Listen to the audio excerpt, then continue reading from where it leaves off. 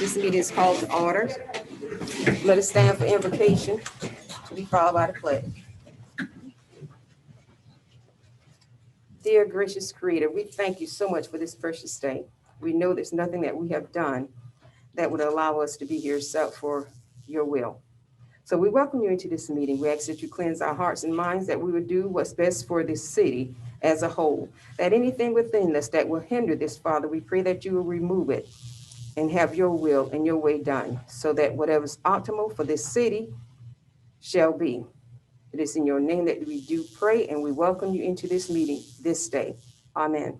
Amen.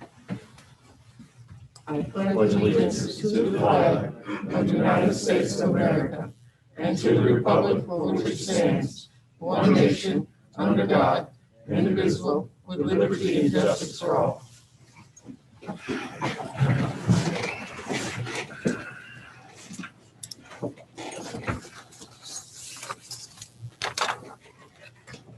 At this time, we have for approval our July the 12th, 2021 regular minutes of the meetings. So, second. Okay, we have a motion by Pro Tem DeBailey and a second by Councilwoman Moore. Any discussion? If not, all those in favor signify by saying aye. Aye. Aye. All those opposed, like sign. Let us, the record reflect that the minutes have been passed unanimously. At this time, we will have appearance before our council. At this time, we will have Mr. Carl Humphreys from Hope Health, their CEO, to provide an update on Hope Health.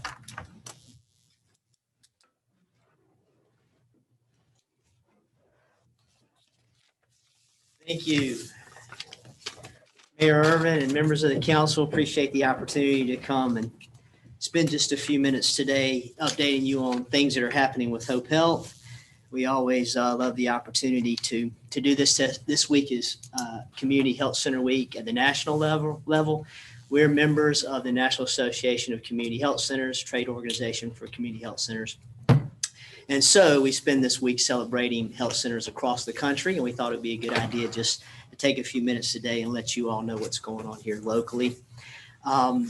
We are one of the largest, probably the second largest fairly qualified health center in South Carolina. We have 50,000 patients and a budget of over 140 million. We have 15 sites in 5 counties. We recently exceeded the 600 mark of employees. So we just accomplished that, I think, last week. Most of those employees are located here in Florence, many right here in the city limits. According to a study that was done by Capital Link last year, our health center, just our health center, Hope Health, resulted in a $27 million savings to Medicaid and $64 million in savings to the healthcare system overall. You all are very familiar with the model of how health centers work, but just to take a brief moment, by taking people out of emergency rooms and out of more expensive forms of care who don't need to be there, we can save the taxpayer considerable amounts of money over what would have cost if they had gone to the emergency room and end up being hospitalized. So we're very proud of the work that we're able to do, very proud of the work that we're able to do with uninsured patients and people who do not have the ability to pay for care. Roughly 8,000 of our patients last year were uninsured and had no health insurance of any kind. And so those folks are charged for services on a sliding fee scale. That means they're charged based on their family size and income, something that they can afford. And then we have programs to help them with medications if they have expensive medications, and labs and x-rays are included in the fee that we charge them for their visit. So it's a great way to again, keep folks out of more expensive forms of care. We have lots going on in the Florence area. Outside of Florence, we're working on building projects in Orangeburg and Manning and Hemingway. But right here in Florence, you might have noticed that we opened up an office on Second Loop Road. We moved pediatrics into that building along with Care House of the PD. It was a subsidiary nonprofit. And so we're doing children's services on Second Loop Road. Very excited about that. Moved in there with some potential to expand. So we've had this issue over the last 10 or 15 years of outgrowing space very quickly. And so we finally think we made a good choice in a building that will allow us some room for expansion as our pediatric program grows and we continue to expand those services. We also have a site coming to completion on Pine Needles Road. So some of you may have seen that. We will provide primary care out of that site with eventually 4 providers. Providers are physicians, or nurse practitioners, or physician assistants. We're going to start out with 3 right away, 2 of which are existing providers with existing patient loads. And then there's an opportunity to expand with this 3rd provider and then eventually a 4th provider. So the idea there, the model is to get some immediate revenues into the site with existing providers, but then also to have the capacity to grow. Right here in the downtown area, we're expanding and doing several really kind of neat projects. Some of you were not on the council 7 or 8 years ago whenever we were donated property by the city. For those of you who were, we want to say thank you again. We won't ever want to miss the opportunity to express our appreciation for what you've done for us. We couldn't be where we're at today, and we couldn't serve the patients that we serve without your help. The city was very instrumental in coming in and donating that property. We had a not so wise plan in place that we were going to try to pull off, which was adding an addition to our building over across from McLeod on Palmetto Street next to the KFC. And I still don't know exactly what we were thinking. It would not have worked very well. Parking would have been a big problem. And the city came in and offered to donate the property, which is the old Bush recycling plant. Some people refer to it very lovingly as the dump. The property was cleaned up by the city before it was donated to us, and now we have a beautiful facility out there, and we're very proud of what we're able to do there. And again, want to thank you for that. We're making progress on the entire block now, so we own this entire block that we're talking about on Dargan, Darlington, and 52. With the exception of the dry cleaners on the front right corner.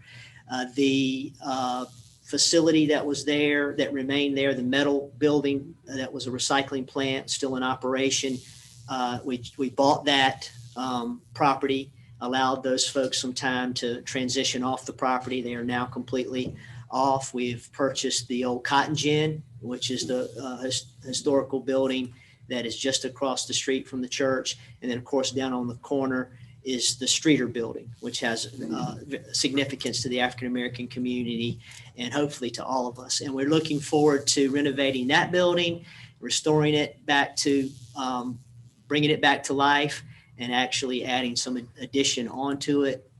We're going to be doing some work on the cotton gin. Both of these projects are very costly projects, and we're currently looking for different ways to get some help for these projects, but are very excited about what we're going to be able to do there, and bringing that whole block into a place where everybody can be proud of. So looking forward to seeing that happen.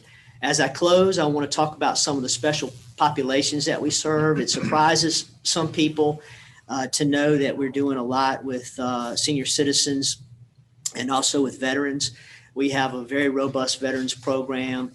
We don't duplicate what's already being done by the Veterans Administration, but we work in conjunction and in partnership with them to help veterans, get veterans connected to the services, educate veterans on benefits that may be available to them, and then also do casework with them to help them actually move to a place where they can receive their benefits. We have a volunteer there and also one full-time employee that's dedicated solely to helping veterans. We have a neat program that we just started that it hopes to attract young adults to healthcare.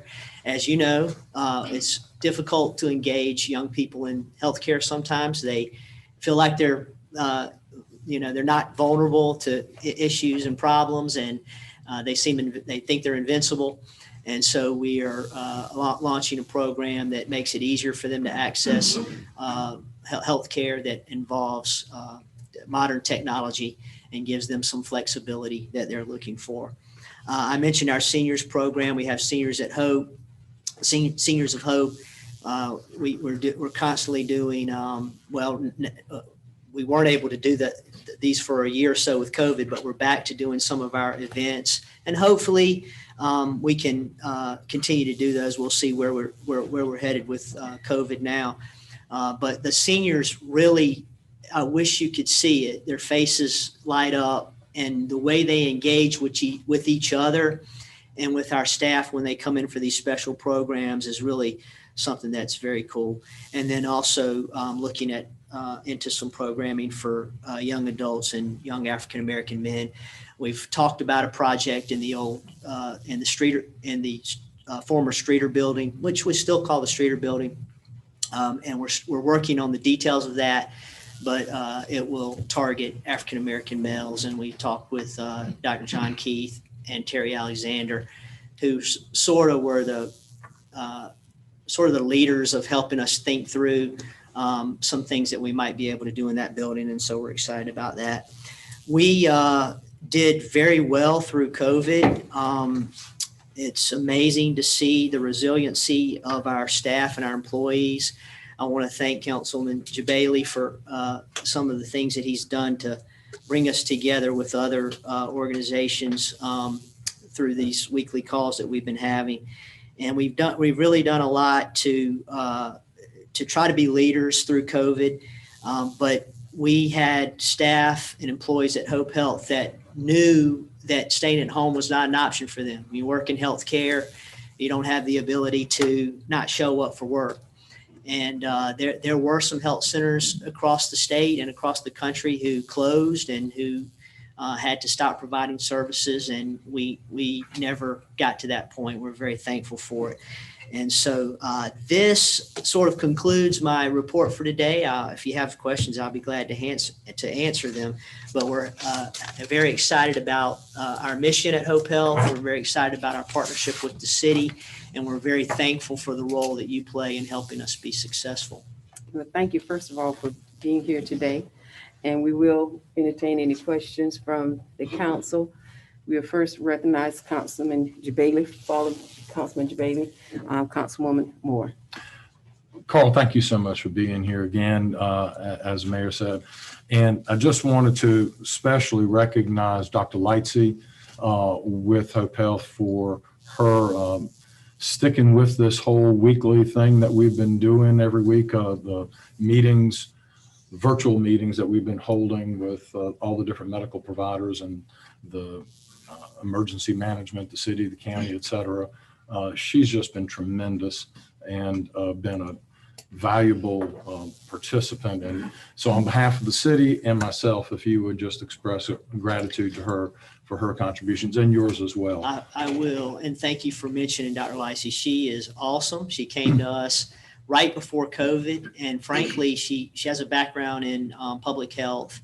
And frankly, we were trying to figure out what her role was going to be. It was sort of a stretch higher because she wanted to see patients part-time, but she also wanted to be involved in public health. And then I think within a month or two after we hired her is when COVID hit, and we're like, oh, wow, God was really looking out for us. And that sounds like very wise hiring. If you ask me. I'll take whatever credit you want to throw my way, but I feel like that was God's providence and watching over us. And she's been awesome. She's really kind of helped guide us through the whole process with COVID. And I appreciate you mentioning her. She's just been a tremendous resource and very vibrant participant in the whole weekly process we've been doing. Thank you. Councilwoman Moore. Thank you for being here today, Mr. Humphries. For those that Hope Health is my primary care, and I recommend it to those with insurance or without. You have some great employees there, some fantastic doctors. They do great work. So if anyone needs primary care, go to Hope Health. They do what they say they're going to do, and they help you tremendously. If it's something that they need to refer you out, they will. They don't have a problem doing that. So yeah, I really enjoy my visits at Hope Health. Thank you so much. Councilwoman Moore, you've been one of our best supporters for a long time, and I want to say thank you for all your support and what you've done. It was well needed in the community. Community is in right now. It's really was needed there, and you're there. And I get people coming to me quite often that don't have health insurance, asking for help. So, thank you. Send them to us. Chair recognizes Councilman Braddock. I also am a patient there. Me and my whole family, it's great quality care, and I appreciate that. But also, I wanted to mention, not only do y'all provide health care for the community, but you've been a great partner with community organizations like the House of Hope and several others. And I appreciate what y'all do for the community as a whole, not just from a medical perspective, but how you get involved through your organization to help other organizations that serve everyone in our community and in our city. So thank you very much, Carl. Appreciate it. Thank you, Brian. Well, Carl, you know what I think about you. I got to be on my best behavior when one of my bosses is here present today. Well, I would like to say thank you, first of all, for your leadership, because even though serving on the board is that day-to-day leadership that makes Hope Health thrive. So I commend you on that. And I would also like to recognize that when we first did the activity to get Hope Health on this location, Right. It was an honor to work with you. And I also want to thank Congressman Clyburn, Yeah. Oh, yes. who made it financially possible for us to have that Hope Health where it's located today. Yeah. So for me, it's an honor to have been part of that team to get you there. And I'm enjoying the way that you're expanding Hope Health. And that's due to the leadership of you and the staff there. And so for me, you say boss, but my thing is we're there because you're such a great leader and you make it easy day to day. And I do want to commend Hope Health because Hope Health serves so many different aspects of care. But not only service now, you're a visionary. You're looking forward to the things we will need in the future. So once again, I thank you for being a part of the community. And yes, it is much better to see Hope Health there than that beautiful plane that used to welcome us to Florence.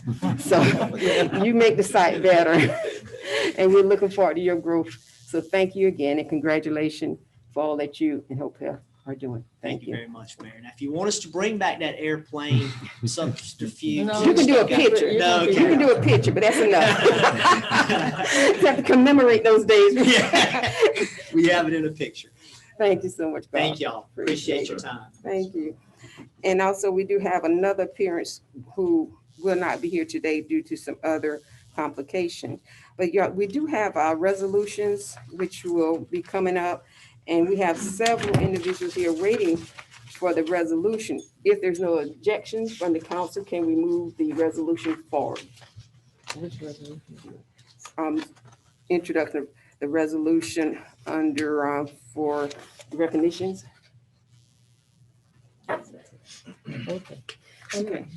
So here, no objection. We're going to move forward and do our introductions of our resolutions. First, we have resolution number 2021-26, and it's a resolution by the city of Florence commemorating the Jewish community in Florence. Do we have a motion? So moved. Second. Okay, it's been motioned by Councilman Jabala, seconded by Councilwoman Moore and Schofield. Any discussion? All those in favor signify by saying aye. Aye. Those opposed, like sign. Let it reflect the resolution number 2021-26 has passed, and we will now recognize Councilman Jabala to read the resolution into record and present it. Thank you, Madam Mayor. It is with great pride that I'm here today to read this resolution by the city of Florence commemorating the Jewish community in Florence. And I know there are several members of the Jewish community who are here with us. And as soon as I finish reading it, I'll come around and we'll do the formal presentation then. This is Resolution 2021-26. Whereas the Jewish people have lived in Florence since the city's founding in the 1850s and were among its early civic leaders. And whereas local Jewish people first formally, I've got to take this off. And whereas local Jewish people first formally organized in 1887 as the Florence Hebrew Benevolent Association, and whereas the group's mission was to promote community and establish a Jewish cemetery, and whereas members also opened a school for Jewish children, before merging with Beth Israel Congregation in 1922. And whereas founded in 1912, Beth Israel Congregation originally followed the Orthodox tradition before joining the Reform movement in 1931. And whereas Beth Israel Congregation's first synagogue was finished in 1949, and whereas the state of South Carolina erected a historical marker on Beth Israel Congregation's property in Florence, recognizing the historical significance of Beth Israel Congregation, and whereas Jewish people have contributed and continue to contribute to the Florence community in many ways and in various fields. Now therefore be it resolved, the city of Florence recognizes the Jewish community in Florence, South Carolina, for receiving a state of South Carolina historical marker and for all the good the Jewish community has done and continues to do for the Florence community. Resolved this 9th day of August, 2021, approved as to form by Jim Peterson, city attorney, signed by Teresa Myers Irvin, mayor, and attested to by Casey Moore, municipal clerk. And if those who are here from the community would like to come forward, I'll be coming around.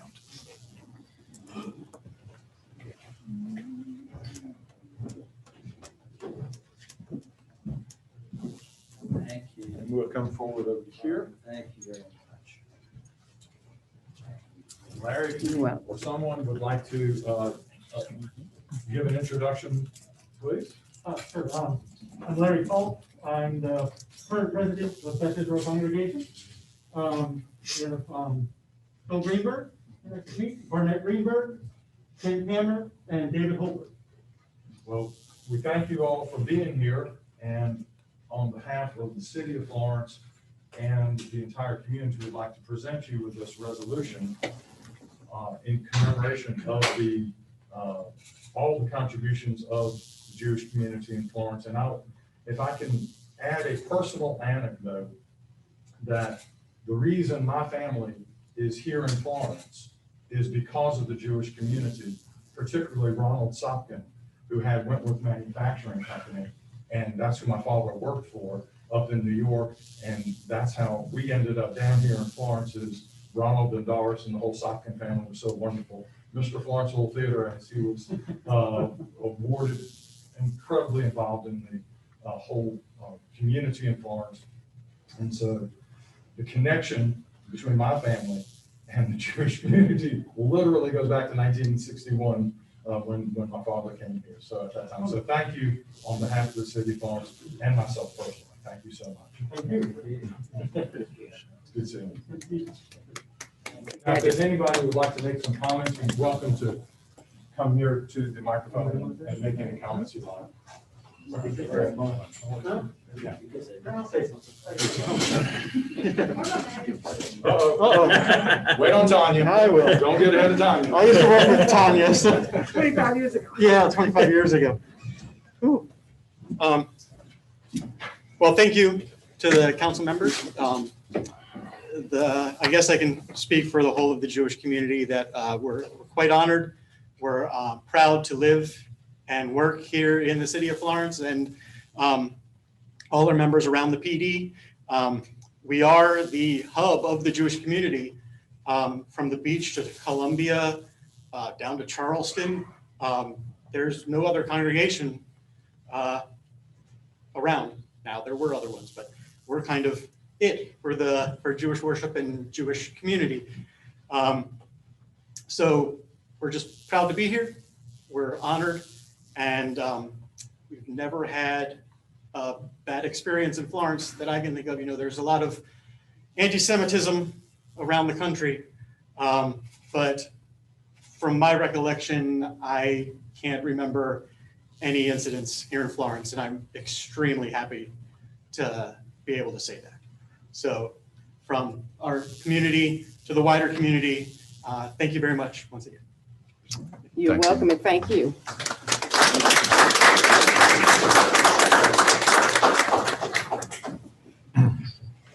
It's always an honor when you can recognize community and our ability as a city when it comes to our citizens to work together.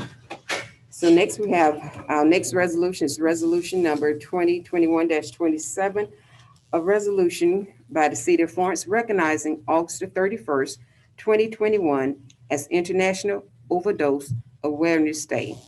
Do we have a motion? So moved. Okay, we have a motion by Councilman Schofield and a second by Councilwoman Moore. Any discussion?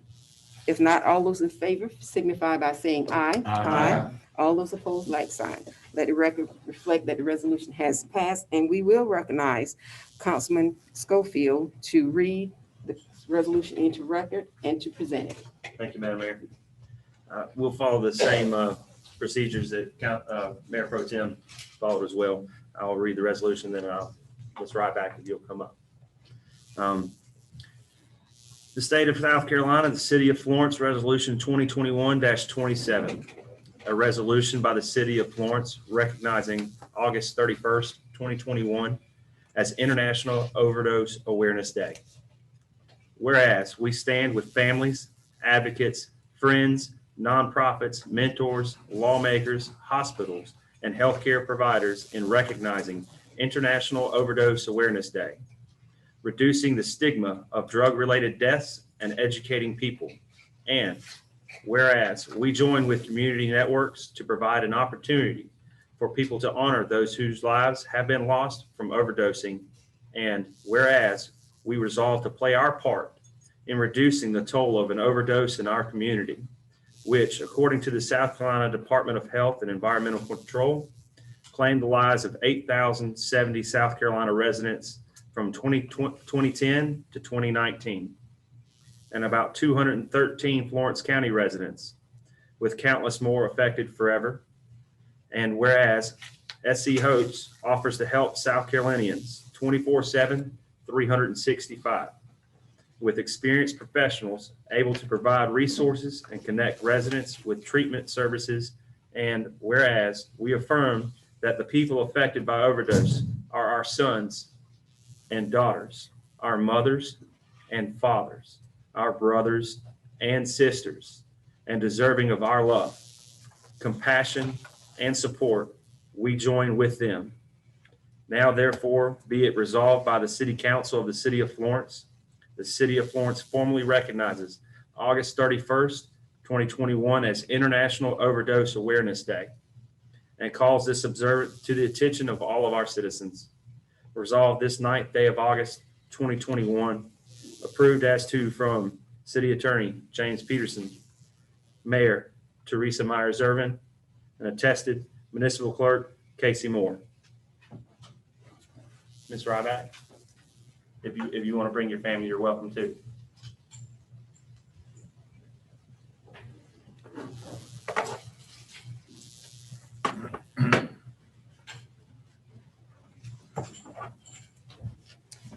Ms. Ryback, if y'all will come here first so he can present it, and then you.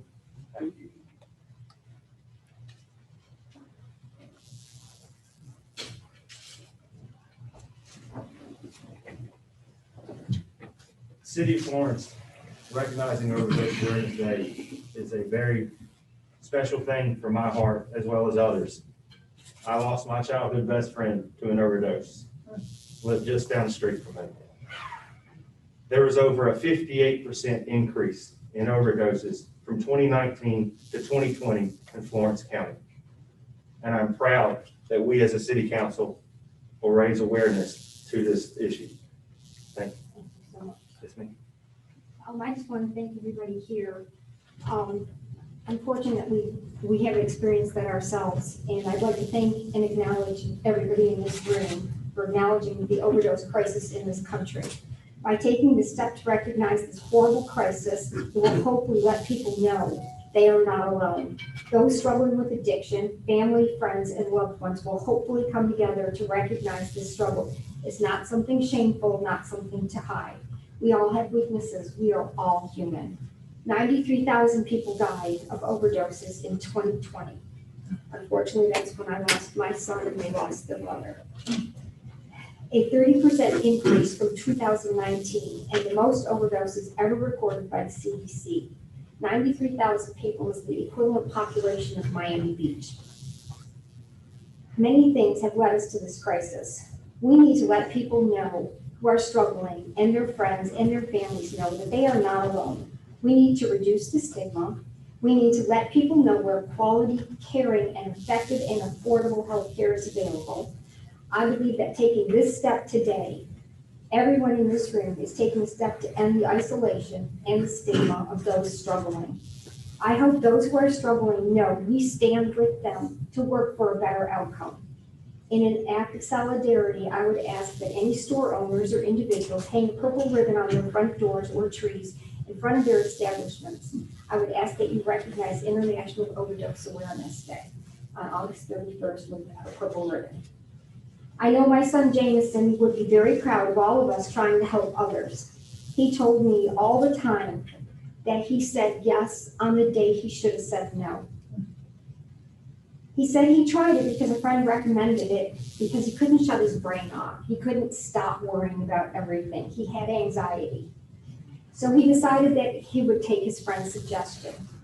He told me he just couldn't stop after he tried it a second time. He didn't wake up one day and say, today I'm going to become an addict and destroy myself. Thank you for your time and your compassion you are showing to those who are struggling today. Thank you so much.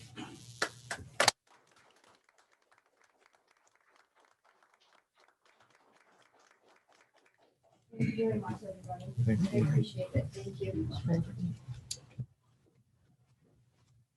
And as they're preparing to take their seat, I do want to make the comment that at being in healthcare now for 40 years, many people do not realize the effect of substance abuse, that it is an addiction that causes physiological changes. And once those changes occur, that's an ongoing struggle. So I'm sorry for your loss, but I thank you for taking your loss to educate others, because addiction is here with us and it's probably here to stay forever.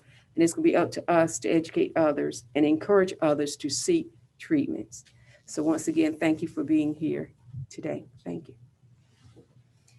At this time, we will look at our next resolution. It's resolution number 2021-28, a resolution by the City of Florence recognizing National Healthcare Center Week. Do we have a motion? Motion. It's been properly motioned by Councilman Schofield and seconded by Councilwoman Moore. And is there any discussion? If not, all those in favor signify by saying aye. Aye. All those opposed, like sign.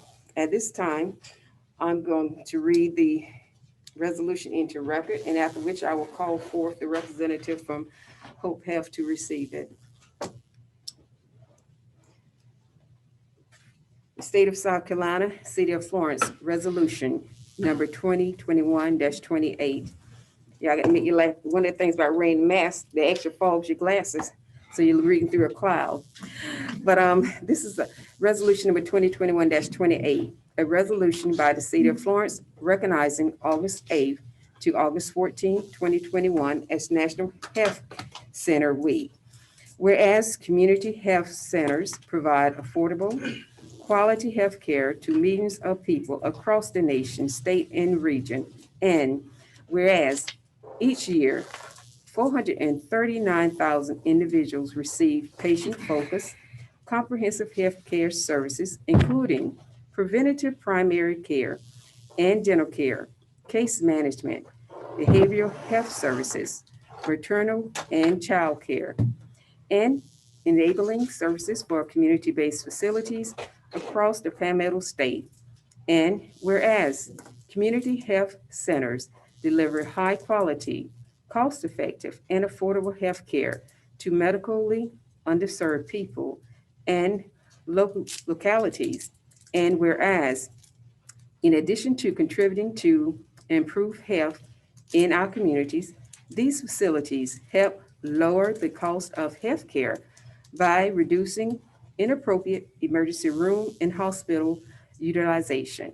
And whereas National Health Center Week offers the opportunity to celebrate America's over 1,400 healthcare organizations with over 12,000 service delivery sites, their dedicated staff, board members, patients, and all those responsible for their continuous success and growth since the first health center opened their doors more than 50 years ago.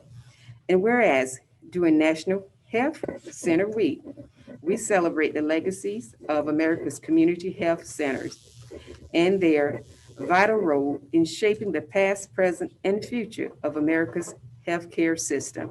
And now, therefore, be it resolved by the City Council of the City of Florence. The City of Florence formally recognized August the 8th through August the 14th, 2021 as National Healthcare Center Week throughout the city and encourages all residents of Florence to recognize the importance contributions of the health center in safeguarding the health and improving the quality of life for the residents of the PD. Resolved this 9th day of August 2021. Approved as formed and signed by the city attorney, Mr. James W. Peterson, and signed by Mayor Teresa Myers Irving and attested by our municipal clerk, Ms. Casey Moore. At this time, I'm going to ask that the representative from Hope Health and those representing for National Healthcare Week to please come forward.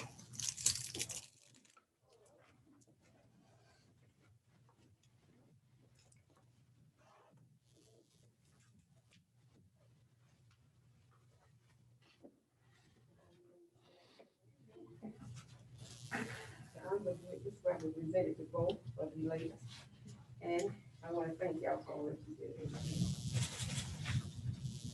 So I'm gonna say, I guess Carl let all the ladies come forward to represent today, right? Yes. If you need our both, you care to have a word. I'll just say a quick one, I think, and then our fearless leader had to move to his next commitment for the day. But I just, this is Kimberly Johnson and I'm Tiffany Strauss. We're responsible for community relations and legislative affairs for the Health Center. And we just thank you all for all of your support locally. The Community Health Center movement is much bigger than us. We serve more than 30 million patients throughout the country. And so Hope Health's vision is to serve others, give hope, and change lives. And that is just such an awesome thing that we can do every day. And we know that not only are we changing lives, we're saving lives too. So we appreciate, without the support of our local community, we wouldn't be able to be as strong as we are here in the PD. So thank you very much for having us today. Thank you so much.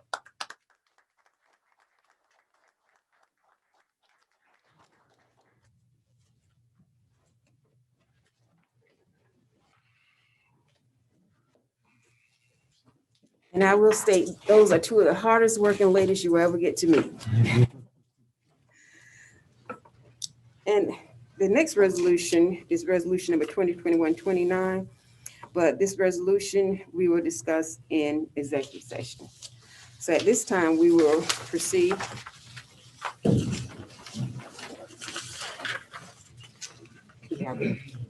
At this time, we will proceed back to our agenda as in order, which would be ordinance in position.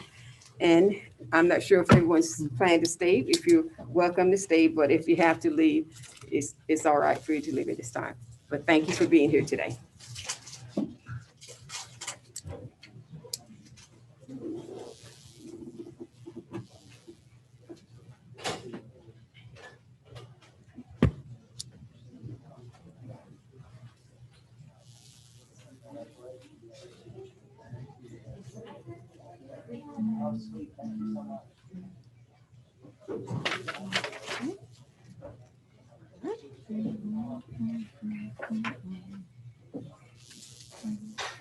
So at this time, we'll proceed with our agenda as outlined, and we'll be looking at ordinances in position. First, we'll have bill number 2021-25 for a second reading. And the resolution reads as follows. The bill number, please. An ordinance authorizing the conveyance of real estate described in details on the list attached hereto as Exhibit A, said properties being acquired by the city as part of the neighborhood redevelopment effort to utilize by facilitating the construction and rehabilitation of homes, which will be marketed for sale at prices based on fair market value in order to help revitalize neighborhoods and areas within the city. So moved. It's been properly motioned. Second. If the motion is second, any discussion? And I do just want to state that, just to bring to memory, this is a bill that will make it so that when we have properties that will be held for transition during a sale for home ownership or building here in the city of Florence, it will come to us in form of a resolution for one-time reading rather than 2 readings of an ordinance. If there's not any other discussion, all those in favor signify by saying aye. Aye. All those opposed, like sign. Let the record reflect that the bill has passed. Next, for a second reading, we have Bill number 2021-26. This is an ordinance to annex and zone parcels located at 2924 West Palmetto Street, as identified as Florence County Tax Map, parcel number 001-00-01-030. Do we have a motion? Motion. Do we have a second? Second. It's been properly motion by Councilman Schofield, and second by Councilwoman Barnes. This is a bill to actually annex the property that will be annexed in to serve as a small church. If there's no other discussion, all those in favor signify by saying aye. Aye. All those opposed, like signs, nay. Let it reflect that the bill has passed. Next, we'll be entering to introduction of ordinance. The first reading will be Bill number 2021-12, an ordinance to annex and zone portions of Lake Oakdale and Lake Oakdale Dam identifies as parcels, a portion of Florence County Tax Map number parcel 00751-01-049, and let it record reflect that this reading also has been requested to be deferred.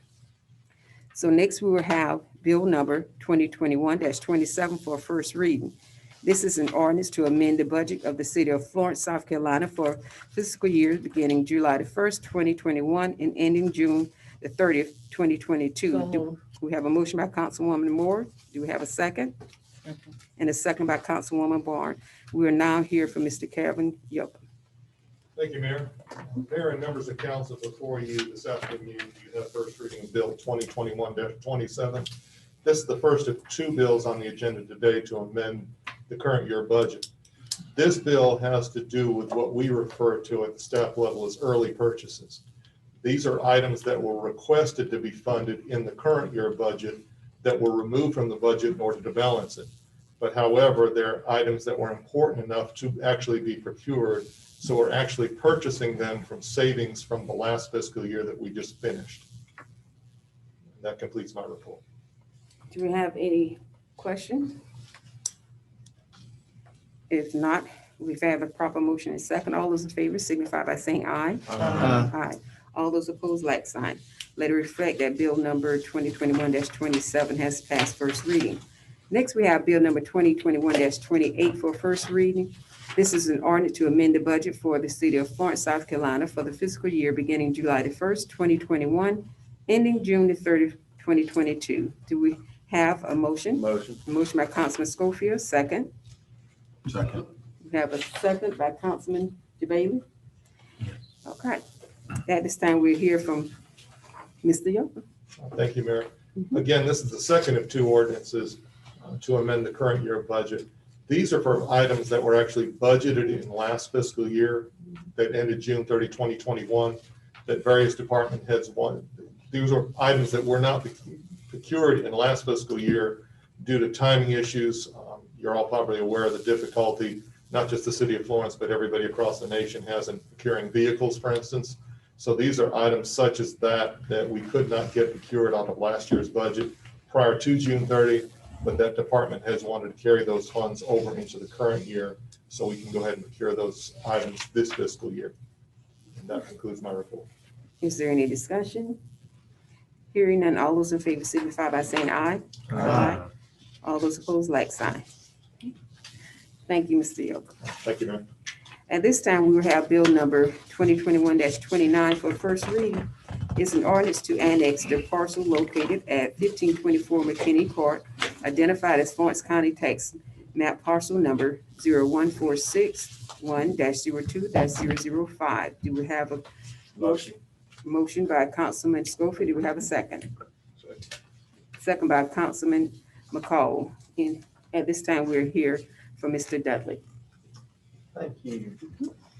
This property is located off of North Irby Street in the vicinity. Let's see if I can get my map one. In the Spalding Heights area. It is currently in the county and unzoned. The proposed zoning for this parcel is NC 15, which is in agreement with the surrounding properties. And the future land use for the parcel is also neighborhood conservation. There's no cost to extend water and sewer service as it's already there for this location. And Planning Commission on July 13th did vote unanimously 7-0 to recommend the zoning of this parcel to NC 15. And here's a picture of the current single-family home located at this location. And this concludes staff's report. Thank you. You've heard the report. Is there any discussion? If not, all those in favor signify by saying aye. Aye. All those opposed, like sign. Let the record reflect that bill number 2021-29 has passed first reading.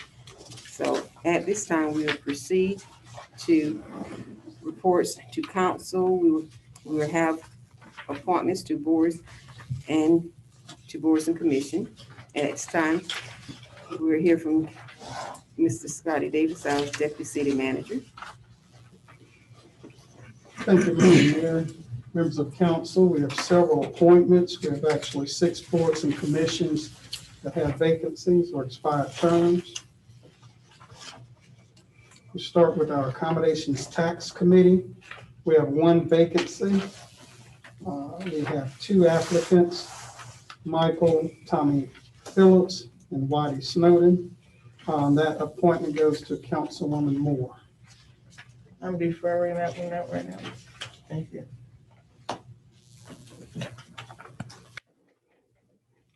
Next, we have our Board of Zoning Appeals. We have 1 expired term.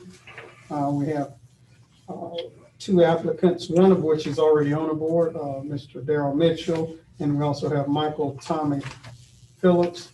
That appointment goes to Councilman McCall. I'm gonna defer that one as well.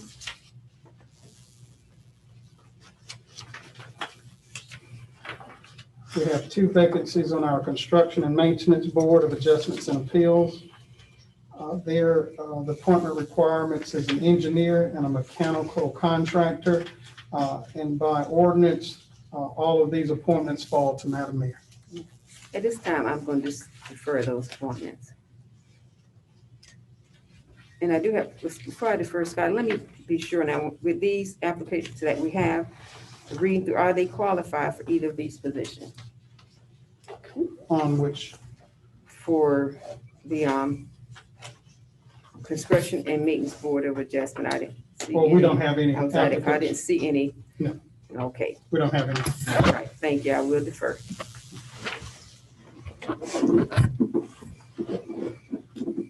Recently, council created a new board, Aesthetics Advisory Committee.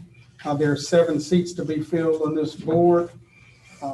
We have 2 applicants, Tim Cunningham and Joey Robertson. Our first appointment for a seat goes to Councilman Braddock. Appoint Joey Robinson.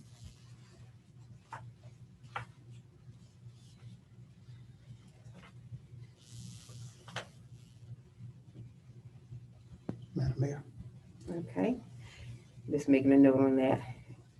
So Councilman Braddock has nominated Joy Robinson for this position. Do we have a second? Second. Okay, is the proper motion second that Mr. Joy Robinson assume the position on the Aesthetic Advisory Committee? Is there any discussion? All those in favor signify by saying aye. Aye. All those opposed, like sign.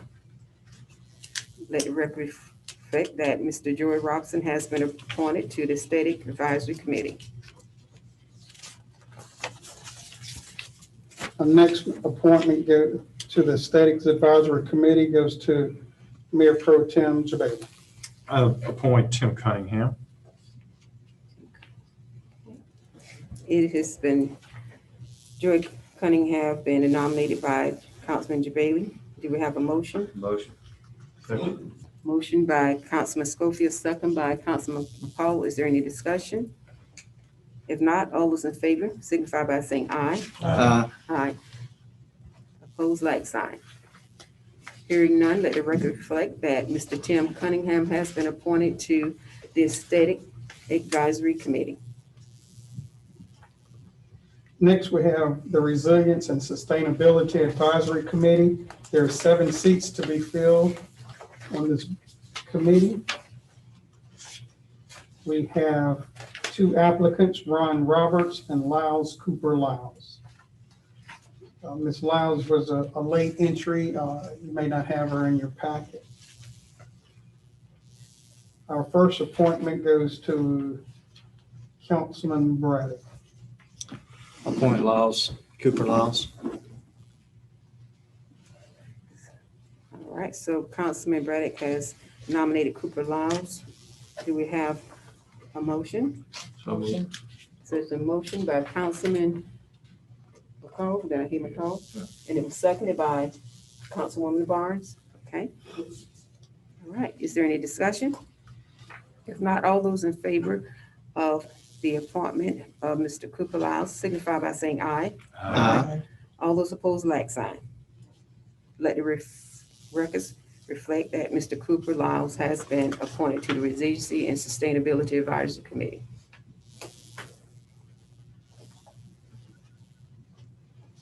Up next, we have appointments, Councilman Jabali.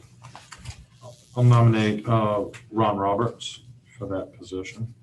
Okay, so we have the nomination by Councilman Jabali for Mr. Ron Roberts to the Resiliency and Sustainability Advisory Board. Do we have a motion? Motion by Councilman Moore and seconded by Councilman Schofield. Okay. All right, is there any discussion? If not, all those in favor signify by saying aye. Aye. Aye. All those opposed, like sign. Let the records reflect that Mr. Ron Roberts has been appointed to the Resilience and Sustainability Resilience and Sustainability. Sustainability Advisory Committee. Mr. Ron Roberts. Next.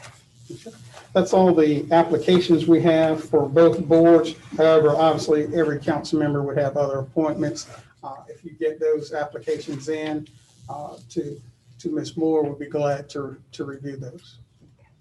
And that's for the Resilience and Sustainability as well as the Aesthetics Committee. Thank you. If we move on to the Public Safety Citizens Review Board. Again, a newly created board by council. There are 7 positions to be filled. The requirements are must be a city resident and at least 21 years of age.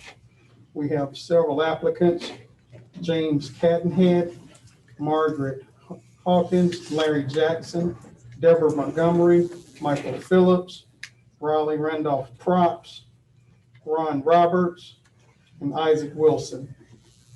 There are 4 others that I did send that did not live in the city, and or there was one that had an employee and one that has someone working, a daughter working with the police department. They're not eligible. Madam Mayor, question. Chair recognizes Councilman Bailey. Since Ron Roberts has just gotten appointed to the other committee, would that mean he would not be an applicant for this one? That is correct.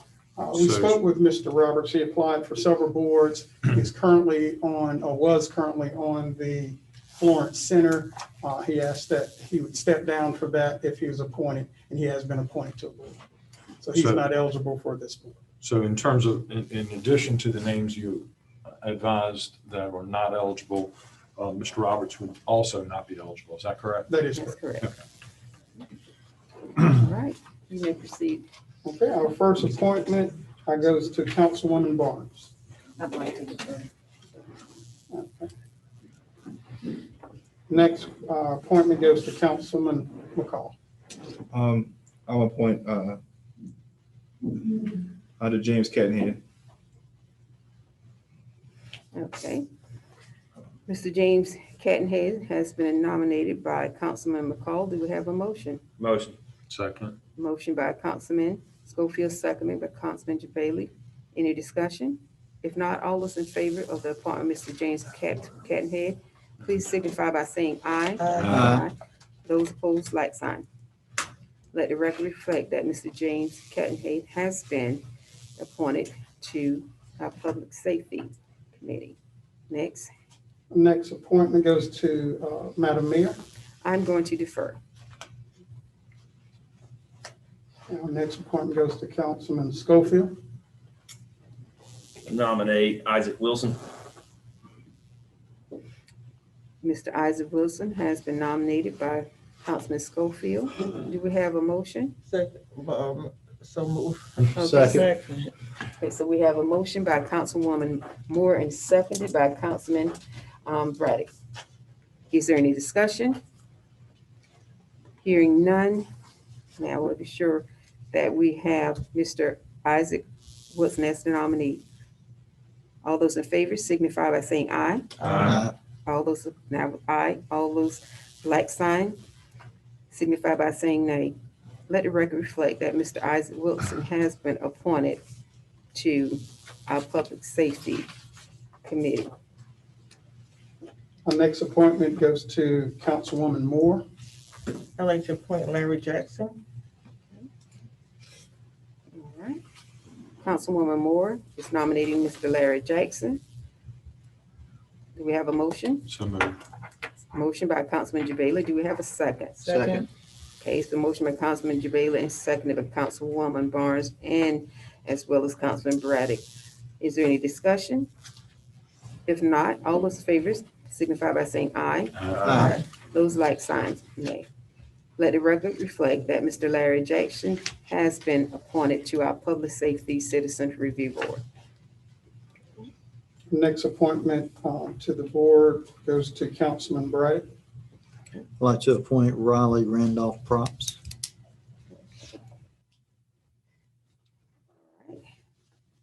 We have Mr. Riley Randolph Props nominated by Councilman Braddock. Do we have a motion? Motion. Motion by Councilman Schofield, seconded by Councilwoman Moore. Is there any discussion? If not, all those in favor signify by saying aye. Aye. And those likes, in opposition, like signs, nay. Let the record reflect that Mr. Riley Rudolph Props has been appointed to the Public Safety Citizen Review Board. Finally, we have Mayor Pro Tem Jabali. appointment. I'll defer. Okay. All right, Councilman Jabala is deferring. Okay. Mayor, this concludes all of our board's appointments. Thank you, Mr. Davis.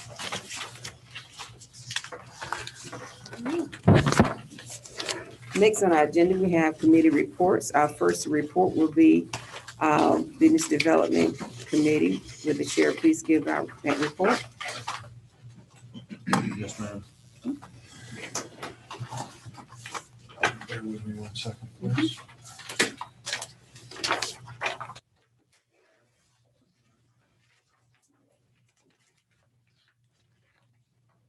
So the Business Development Committee had, since our last council meeting, had 2 meetings, one on July the 16th and another on July the 27th. We had a lot of lively discussion at both of these meetings around trying to identify first what is currently, what incentives are in place, what processes are in place that we can understand and build on. And then the second, how can we grow these in a sustainable way? We heard from Hannah Davis, our downtown manager, who came and discussed with us the downtown incentives that are in place. The office what that office does, her office does, as well as providing insight on the business life cycle, and that there's other resources available. We heard also from our staff members who identified what is going on. We had a good meeting with the comprehensive plan people, Kennedy Keast, and shared with them the vision that we have for expanding the business opportunities, entrepreneurial opportunities throughout the entire city. While we've been doing well with our business development inside the downtown area, we want to grow that throughout the entire city. And so that's a focus to continue to work on building downtown, but at the same time, expand it out to the entire city. During our August the 27th meeting, we discussed partnerships with Francis Marion, the NISA, the Northeast Strategic Alliance, economic development, and how the city can work to support these agencies, and how we wanted to plan and develop assembling properties citywide to work to be in a position that we can go out and seek business development. So we had the internal customers in the sense that we have existing businesses, existing entrepreneurs that we want to help foster and grow, but also the external in that we want to seek to build on and bring in other industries and businesses that are not presently in Florence and help grow them, whether that's the retail sector, the medical health center, the health sciences, health services sectors, the existing sectors that are vibrant already in our community, or growing new sectors, and see what we can identify themes that would be conducive to growing the business base in the city of Florence. We will be hearing from others at our upcoming meetings who to give us further reports on particularly the business incubator and how that is working, and what the future plans are in that regard. And that's, unless any other council members, committee members rather, have anything further they want to add to that. I'm getting thumbs up from Councilwoman Barnes as well as Councilman Schofield, so I'm assuming that that was a fairly comprehensive report, unless any staff members want to add anything. No. Thank you, Council Member. Thank you, Chair, for giving that report. Thank you. And this time we will have a report from the Chair of the Community Redevelopment Committee. Thank you, Madam Mayor. We just enjoyed a listening tour, a windshield survey tour, which was very lively, very energetic. And when we got off the bus, Pat Gibson Moore, Councilwoman, just said, "Were you tired when you left there?" And I was like, yes, I was zonked. It was so much energy. And I've gotten a few phone calls from some of the members of the community thanking us for allowing us to just listen to them. It meant so much, and it went over very, very well. And we've got a lot of information from that tour of each community. We did North Florence, East Florence, West Florence, and South Florence. PDRTA, thank you so much for your support of this, and the staff members who were wonderful. Scotty Davis and Anson Shells and Jerry Dudley. They were there, and they took it like great soldiers, and we thank you so much for your participation and support. Now, I think that was a few weeks ago, we met, and we talked about Hoffmeyer Baptist Church wanting to do some more direct cleaning as far as in spots, in areas. And they have this thing called Love Where You Live. They also want to work with us. They did on July 27th, they fed the teachers at Moore Middle School.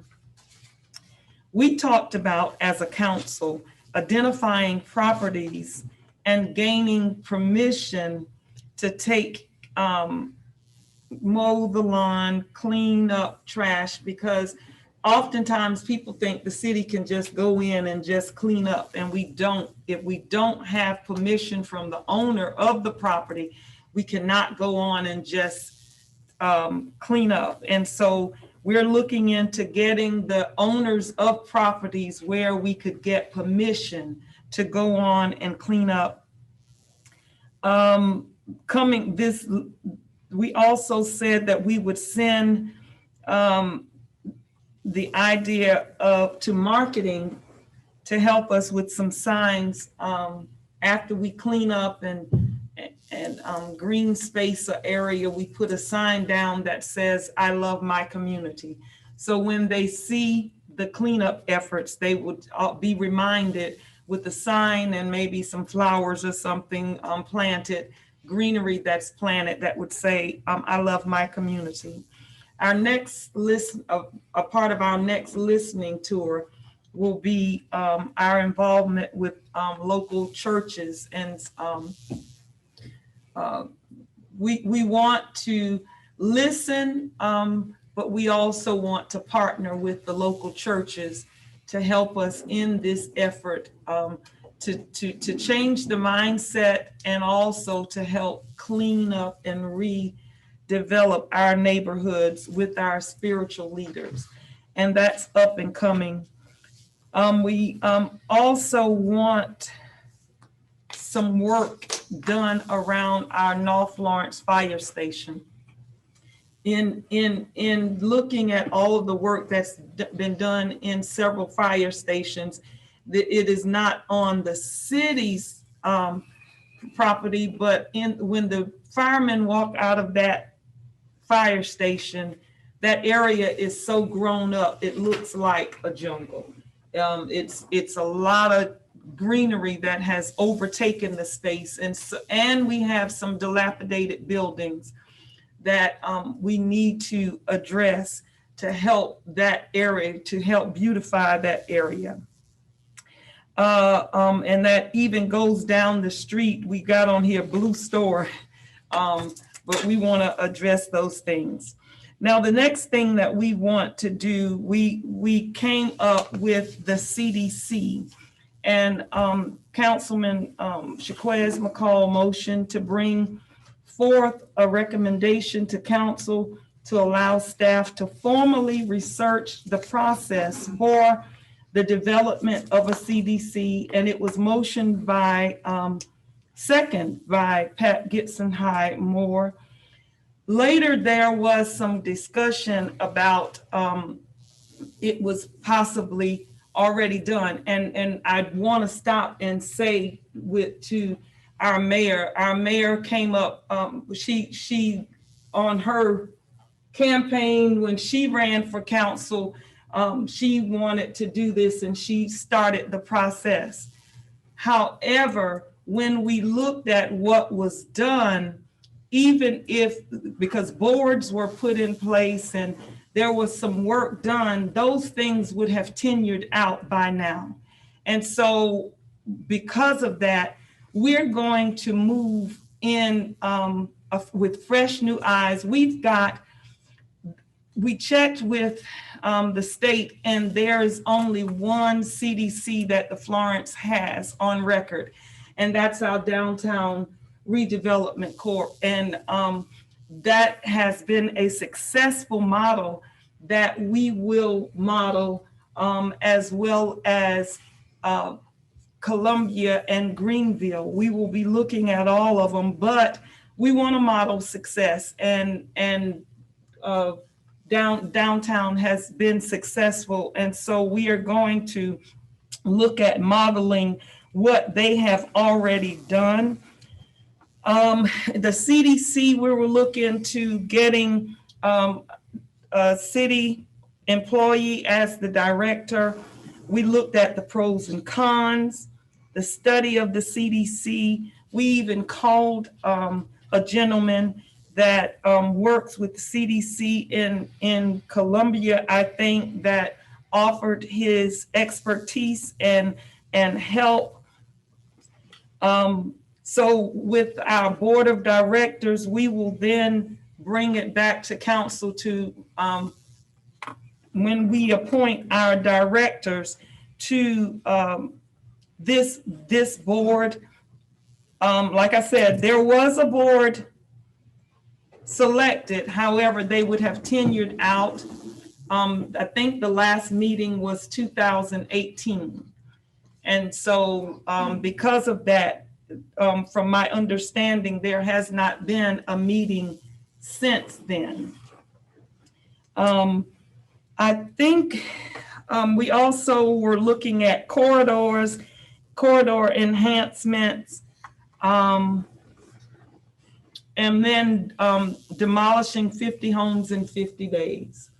But today, we would like to bring before council the motion that Councilman McCall has motioned to allow staff to research the process for development of the CDC. And we would like to bring that before council today. I move to. Thank you. Accept that. Before, at this point, thank you, Councilwoman, for your report. But based on that public freedom of information, that would have needed to be enlisted under your item as a resolution. I think I'll call for our city attorney to explain that. Okay.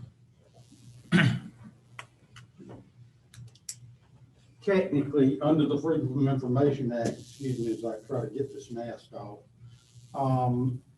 if we're going to take action on a report on our agenda underneath that committee report, we need to show that we are planning to, that there will be a recommendation for council to take action.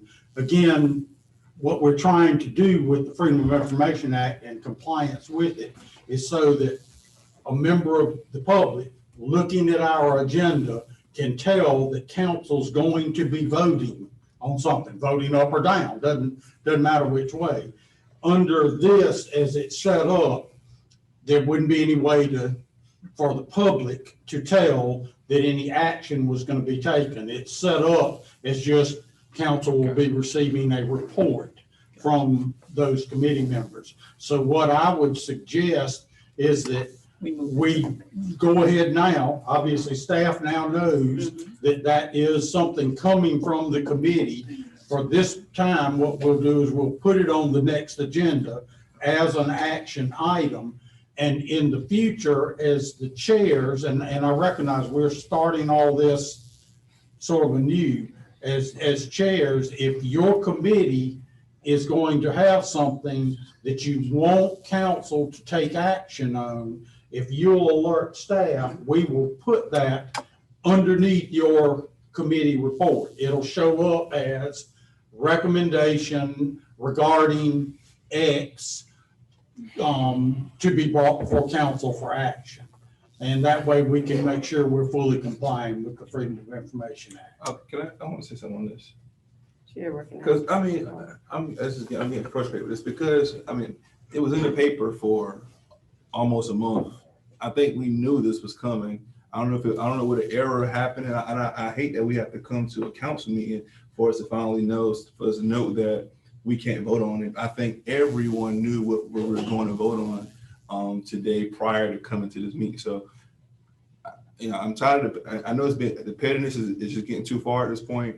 I wish we would have just clearly addressed this on the agenda instead of coming to the council meeting, which we all knew a month out what we're going to vote on. I mean, so that's just my spill on it. I hate that we have to wait till we get here for Jim to come up and tell us that we have to now wait till next month.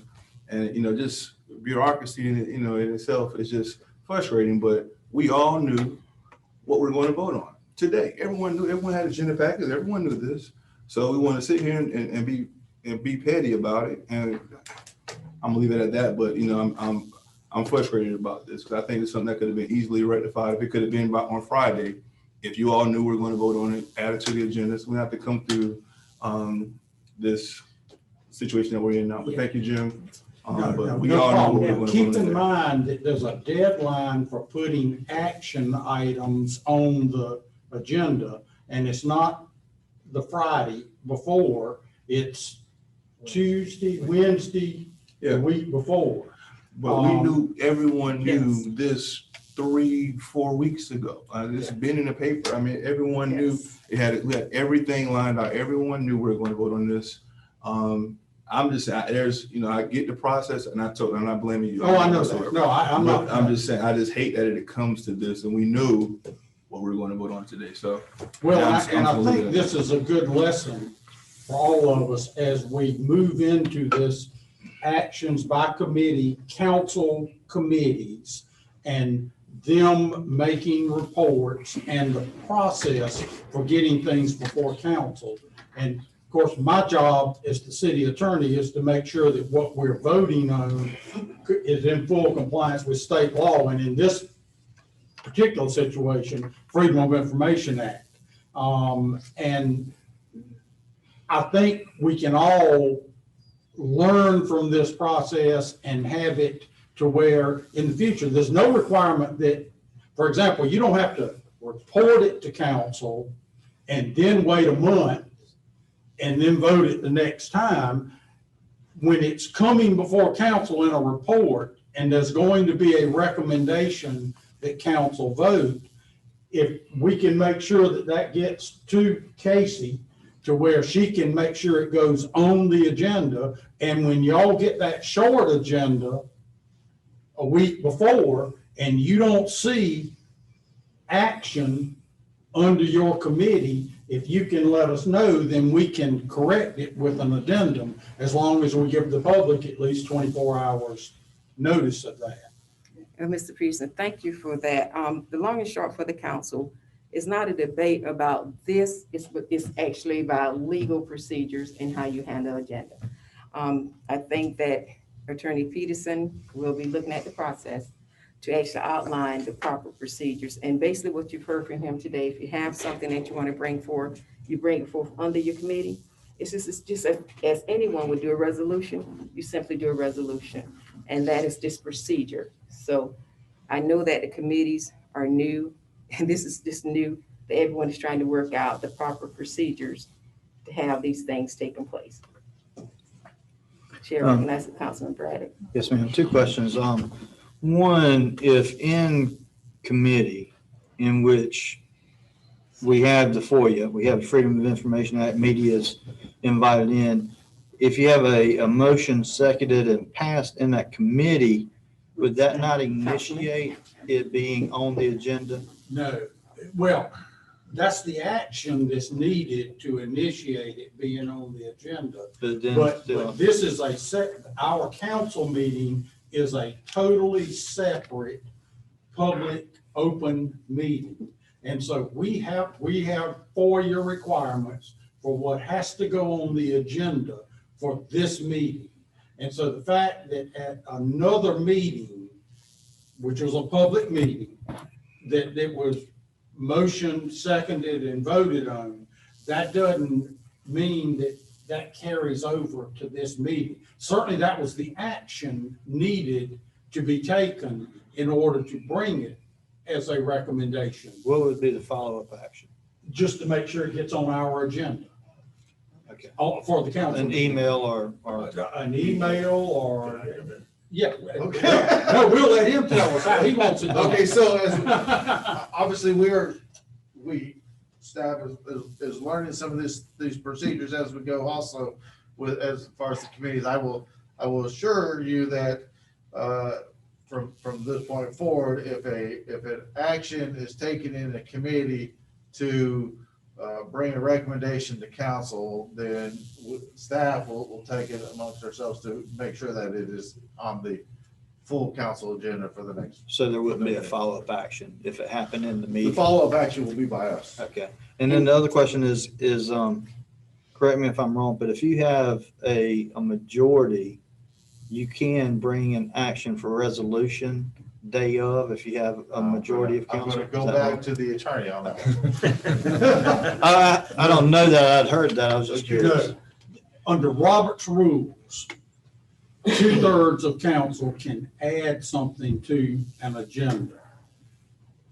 And that's why when we have an addendum, we have that, you know, so the mayor will announce there's been an addendum that we want to add to council, and then she looks to see if 2/3 of council vote for that.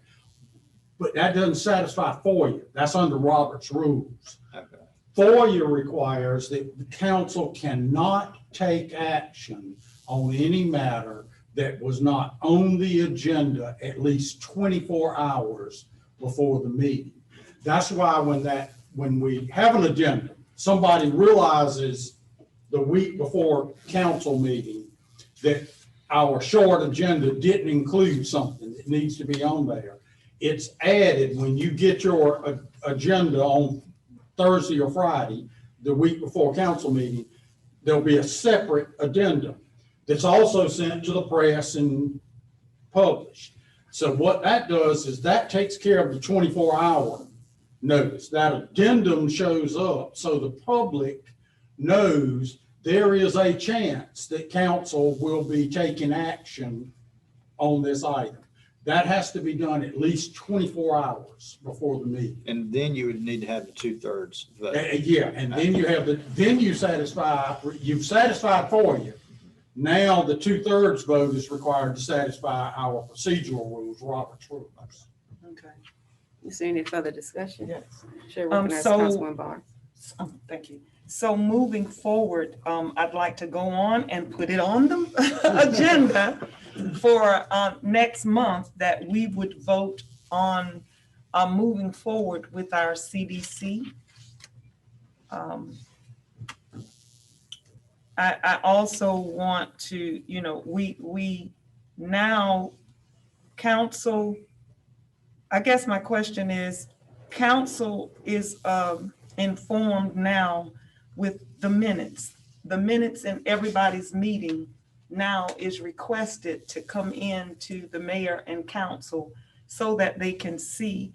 And like McCall says, it's frustrating and we've got to go with what the rules are saying, but it is frustrating because on the minutes that everyone received, it says that we would bring this for action. And so for us to look at this to see, okay, this is coming forth, so let's check now to see if it can't come forth. It's disappointing because we've got a lot of citizens that are really excited about this CDC happening. We've got a lot of issues in the community, and I really would appreciate that because this was before everyone's eyes and everyone knew it. I would appreciate that I am informed so that I don't come up here, especially when the minutes that have been received clearly states what we are doing today. We are bringing this before council for council to look at it. And so for us to get here, for you to have known that, and then wait until after we start the meeting to now say, because there has been some investigation and some conversation about it, the people who are carrying this out should have been the first ones to find out about it. And so this should not happen, not just because we didn't do what we should have done, because we did do what we should. It's in the minutes with staff in our meetings with us. But after the minutes were privy to everyone, then we say, oh, let's wait till we get there and stop them at the meeting. If at 24 hours, you knew about this 24 hours ago, which would have given us time to do what we need to do today, Our communities are in disrepair. And bureaucracy, it's just crazy that we would go through this because I don't know what the reason is. But we'll just move on from there. We want to put it on the agenda for next month, and we'll move on from there. And that does my report for the community redevelopment. Thank you, Attorney Peterson. Next, we will have our report from Marketing and Public Relations Committee Chair. Thank you, ma'am. We met on August 3rd, 2021. I'm gonna be brief on my report because again, everything is in the record. It's on the completed agenda. Amanda does great with our minute notes. She's not here today for me to fodder on that, but it's pretty straightforward with everything we've been through. We had, again, a couple recommendations that the media reported on. Everyone knew about it. But again, to wait to the day of the council meeting to realize that we can't bring it up. So I'm gonna leave it at that. No further. But we talked about mainly, we want to continue our discussion on the city branding, whether or not we want to continue to go forward with the full forward slogan, or do we want to possibly explore some other ideas? On top of that, we talked about annexation, trying to grow our city from around 37,000 to about 50,000 in the city of Florence, not the county, but in the actual city. We talked about some different resources and tools we want to use, for staff to use in order for us to reach that goal. It was my plan today to ask council to allow staff to formally do a research plan for us to have a smart annexation growth plan. However, that's not going to happen today. In addition to that, we also had, which was reported in the paper, we were going to ask staff to research the possibilities of us becoming an all-American city. We talked about that in in our committee meeting on that day, and we talked about there's each year the All-Americans city designation has a different theme, and we didn't want to kind of make us do it next year, but trying to find a theme that fits well for our city. So we were going to ask today that we recommend that we formally allow the city to start the process of getting us ready to obtain that designation. But again, that'll be another discussion for another date. And lastly, we talked about marketing to the external customer as well as the internal customer, our actual citizens, and that will be discussed further at the next meeting. But again, I'm gonna keep it brief, and we'll go from there. Thank you, Madam Mayor. Thank you, Chair, for your report. At this time, we proceed into the portion of our executive session. And item A is discussion of a matter related to a proposed economic development project 30-4-70A5. And item B, a discussion of matters relating to an unnamed economic development project and discussion of negotiation incident to proposed contractual agreement 30-4-70A2. Do we have a motion to go into executive session? We have a motion by Councilman JaBailey, seconded by Councilman Schofield. Request for 10-minute recess. And at this time, there's no further discussion. We'll go, if there's no objection, we'll go into executive session. We are returning back from executive session, at which place no action, we're taking no votes. So at this time, if there's no objection, we'll enter back into session now.